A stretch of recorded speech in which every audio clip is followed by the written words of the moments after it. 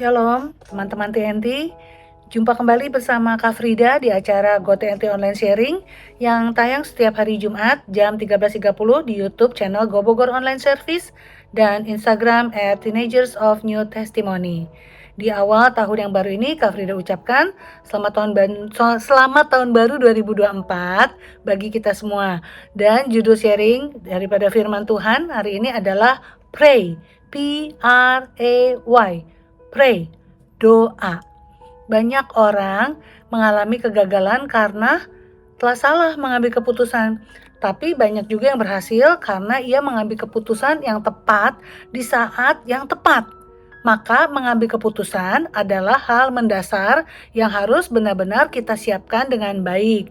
Kenyataannya, banyak orang juga tidak tahu bagaimana cara mengambil keputusan yang tepat, bingung, takut, enggan mengambil resiko, padahal tidak memutuskan juga beresiko loh. Tidak punya prioritas, tidak punya fokus yang jelas, dan lain-lain. Dalam hidupnya, Daud harus berulang kali menghadapi situasi sulit, bahkan yang bisa mengancam jiwanya. Tapi dalam banyak hal, ia selalu mengambil langkah yang tepat. Apa kuncinya? Kuncinya adalah Daud selalu berdoa lebih dahulu kepada Tuhan.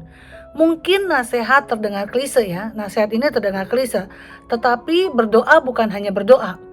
Kita bisa menjabarkan ini dalam 4 hal yang disingkat pray, P-R-A-Y, pray.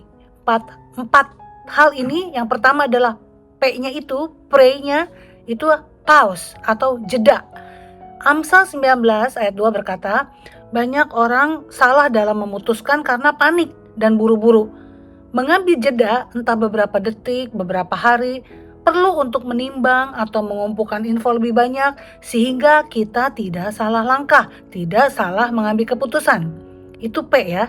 Yang kedua R, ya, R, pray. R yang kedua atau read, yaitu baca. Apa yang dibaca? Jelas firman Tuhan. Mazmur 119 ayat 105 mengatakan firman-Nya adalah pelita. Kita tidak bisa melihat masa depan, tapi jika kita membaca pelita firman, kita bisa terhindar atau tersandung atau masuk ke lubang masalah. Jadi kita harus memberi jeda, kita harus membaca firman Tuhan. Lalu yang ketiga, A-nya, E atau aks ya, itu bertanya. Seringkali Tuhan menjawab doa kita lewat orang lain. Meminta nasihat, bertanya kepada orang lain, meminta nasihat orang lain, terutama yang sudah paham, yang berpengalaman, berpengetahuan dan dewasa rohani, ini penting ya, agar kita punya sudut pandang yang berbeda sebelum memutuskan.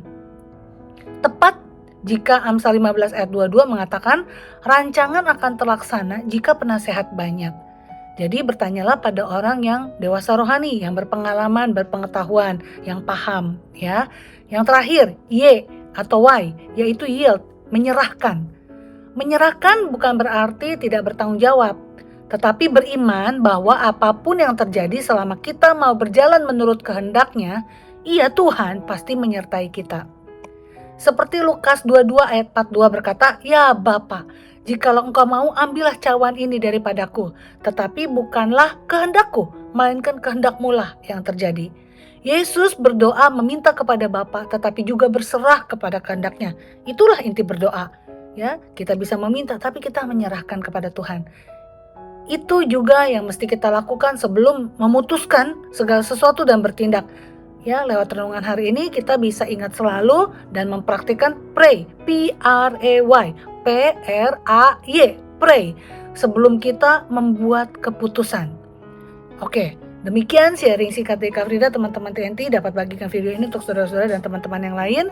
Juga jangan lupa memberi like dan di-subscribe bagi yang belum agar dapat menyaksikan tayangan-tayangan lainnya. Ingatlah, menjalani tahun yang baru ini 2024, kita selalu mempraktikkan pray. P-R-A-Y, P-R-A-Y, pray.